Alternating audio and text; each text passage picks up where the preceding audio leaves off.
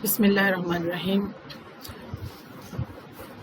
Today I want to give the lecture on the benign diseases of the cervix and uterus.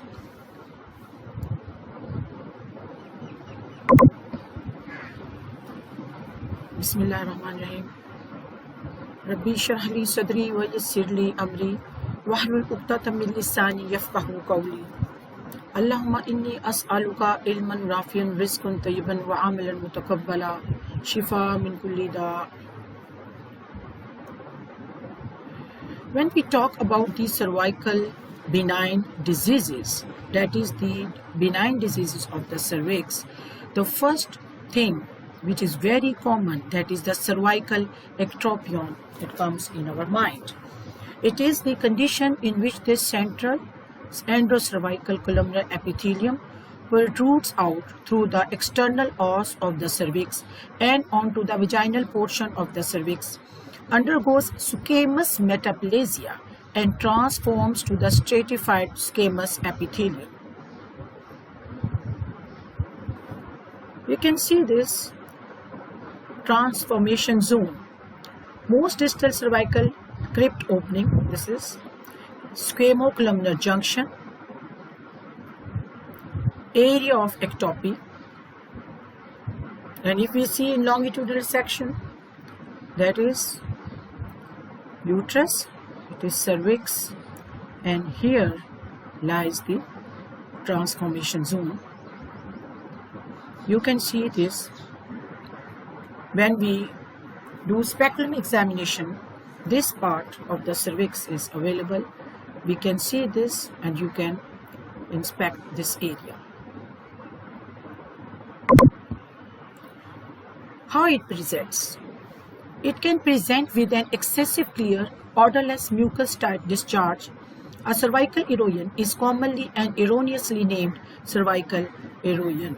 This is erroneously called cervical ectropion. This is how it is visible in the speculum examination. Cervical ectropion. How would you treat this? Usually the patient, it presents with the different types of complaints, and it is like this.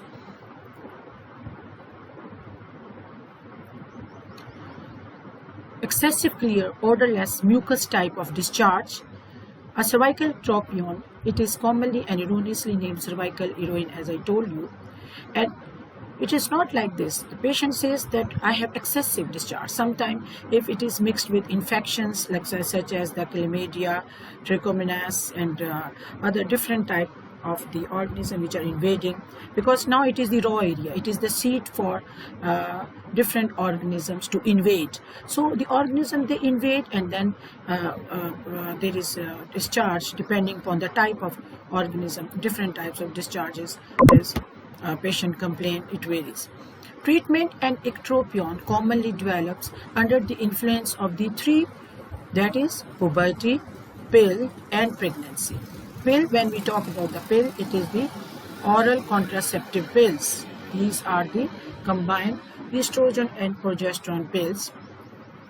Usually no treatment is indicated for clinically asymptomatic cervical ectropion.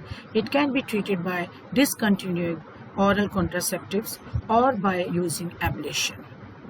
Usually, if it still persists after giving local antibiotics, sometimes because of there is offensive discharge, discharge with odor, smell like that, and you treat it with the local application of different creams or gel. Sometimes we have to give the oral antibiotics, or we have to give some other such as flagell like that. But still, if it persists all after the medications, then treatment is usually ablation. We do cautery. What we do that in operation theater, patient is put in lithotomy, we clean the area. Usually general anesthesia is not required, and because this cautery area, the patient, the cervical portion of the patient, it is painless, and when we do cautery, patient has no complaint of area of burning, only a little bit discomfort, she says, or the complaint from the patient is that only the discomfort is there, otherwise no burning pain or direct severe pain, crushing, cutting pain is not there. It is simply the application of the cautery. We cautery the raw area, it is starting from the inside to out, and then in the end we put some dilator or uterine sound just to see the patency of the external of the cervix. And then for 3 weeks we ask the patient that do not do any coitus, avoid coitus, and any tampons and any creams or gels application inside. And mild antibiotics we give maximum for 3 to 5 days, and then patient is asked to come to visit the clinic for after 3 weeks, and then we see what's inside him. Usually the erosion, it really heals very beautifully, and it is replaced by the a new epithelium, and it seems to be a new cervix is visible in speculum examination. This is the outdoor procedure, and patient just comes in, walks in, and then she is also went out after the procedure. No wheelchair is required, no help is required, and this is of course its prognosis and treatment results are very nice.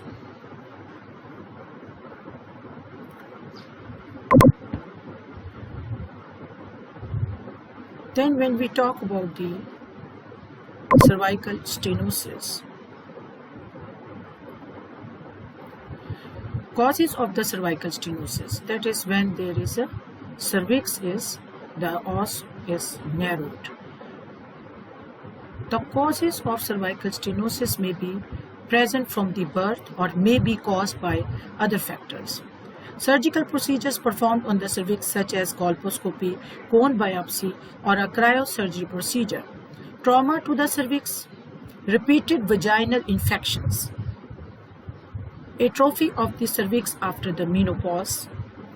Once there is menopause, the cervix it shriveled, epithelium of the vagina also shriveled, and when we see the speculum examination, the cervix is reduced in size, and cervical cancer and radiation.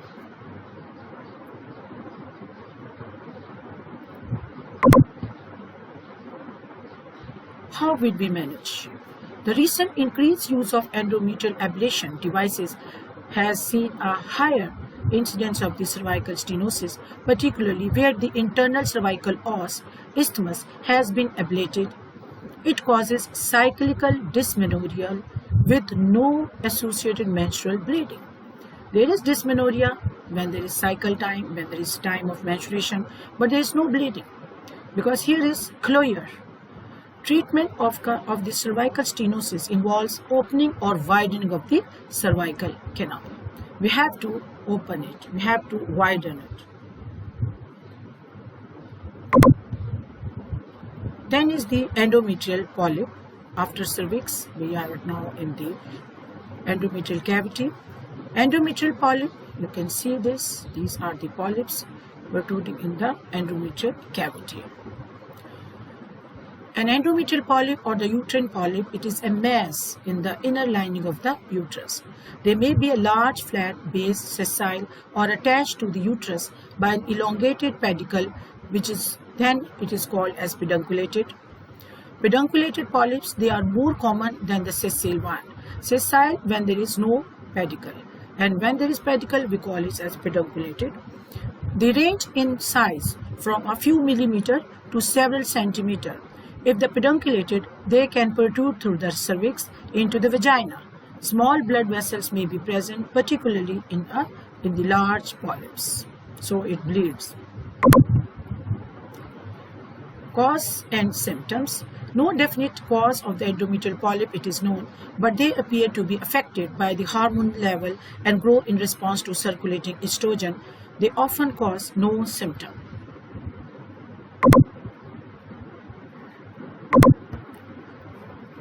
You can see this. Endometrial polyps can be detected by the vaginal ultrasound sonohysterography. You can see this. This is transvaginal scan, and you can see this. This is the polyp. Hysteroscopy and DNC, dilatation and curettage. Hysteroscopy, when we see inside the uterus with the help of hysteroscope. Detection by the ultrasonography can be difficult, particularly when there is endometrial hyperplasia, that is excessive thickening of the endometrium. So then we cannot differentiate whether it is the polyp or it is the endometrium which has undergone hyperplasia. And this is the histology picture, which is, you can see this. How we will treat this? Treatment. Polyps can be surgically removed using curettage with or without hysteroscopy. When curettage is performed without hysteroscopy, polyps may be missed. To reduce this risk, the uterus can be first explored using grasping forceps at the beginning of the curettage procedure. You can see this, and this is hysteroscope, this is speculum, and now here it is the polyp, which can be removed. Asherman syndrome. It is also one of the benign conditions of the uterus. It is characterized by the adhesions or the fibrosis of the endometrium, most often associated with the dilatation and curettage of the intrauterine cavity. A number of other terms have been used to describe the condition and related conditions, including the intrauterine adhesions, uterine or cervical atresia, traumatic uterine atrophy, sclerotic endometrium, endometrial sclerosis, and intrauterine syncytia.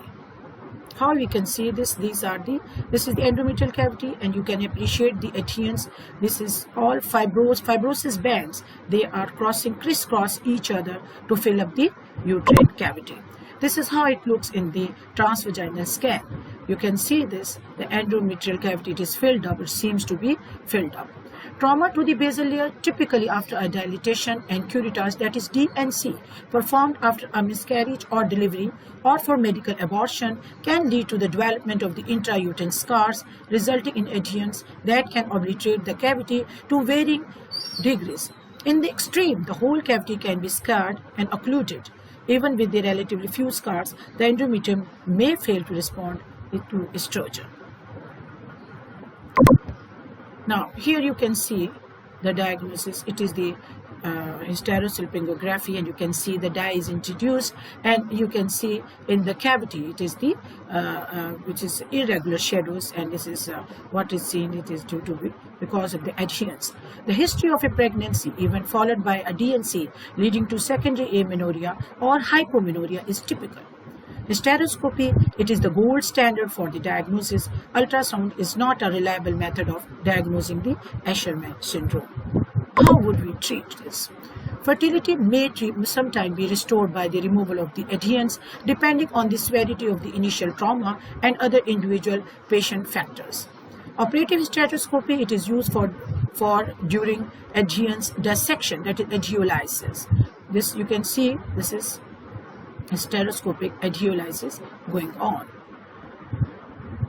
As intrauterine adherents frequently reform after surgery, techniques have been developed to prevent the recurrence of the adherence.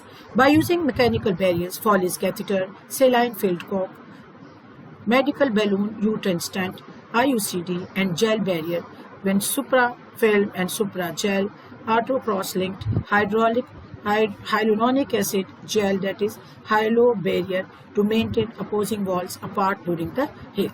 So we can say that usually in our setup in Pakistan, we are using the IUCD. We are placing this IUCD inside the uterine cavity, and then followed by we are giving the hormones to the female for 3 weeks to 3 months, and then just to keep the patency of the uterine cavity, we have to keep this IUCD and for 3 months, for even to the 6 months, along with the hormones, and then usually there is a regrowth of the endometrium, and it helps a lot to the patients. Length of the time after procedure patient feel pregnancy, this is different. 1 month, 2 month, 3 month, 4 month, 6 month, 12%, 8 month, 4%, and more than 12%, it is 16%. But in the during first month, that is 24%. So this is, what's the prognosis of that hemolysis is great, and usually the patient has a very nice recovery after this hemolysis. Asherman syndrome, which is treatable in this way. So thank you very much up to this lecture. In the next lecture, I will continue with the rest of the benign diseases of the uterus.